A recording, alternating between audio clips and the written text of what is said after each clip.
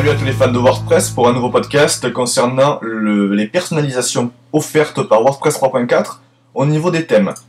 Donc au niveau des thèmes, on a déjà sous apparence thème une nouvelle présentation des thèmes et notamment l'option personnalisée. Vous allez retrouver ce lien un peu partout dans WordPress parce qu'il va vous permettre une chose très simple, la personnalisation en temps réel, sans modification bien sûr de votre site, mais un genre d'aperçu vous permettant de constater efficacement quels réglages il faut modifier, quels sont les différents impacts.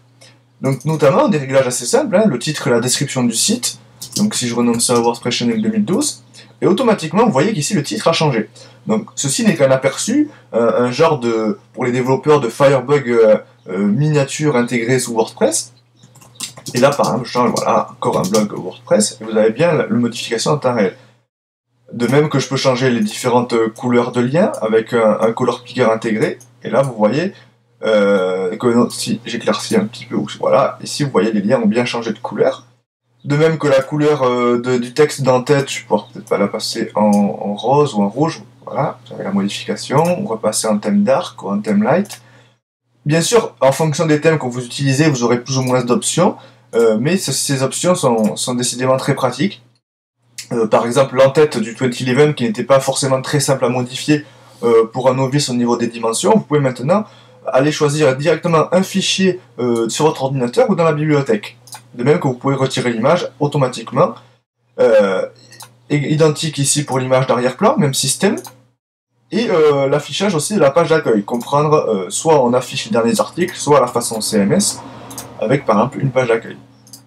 Bien sûr, quand vous êtes satisfait du résultat en prévisualisation, vous pouvez directement le publier en faisant enregistrer et publier. Ceci fait, rendez-vous donc sur la page d'accueil du site et vous voyez bien que les modifications ont été opérées. Donc un système rapide, simple pour modifier, customiser votre site. Faites fermer. Les mêmes types d'options se retrouvent lorsque vous installez des thèmes. Par exemple, si je vais chercher des thèmes mis en avant, je prends celui-ci dans Aperçu. J'ai un aperçu également, incorporé, qui va me permettre de voir directement un aperçu, une démo sous le back-office et non pas en passant par le site wordpress.org. Bon, par contre, je n'ai pas d'option de personnalisation intégrée.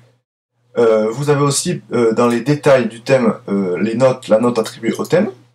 Donc voilà pour ce personnalisateur ou customiseur.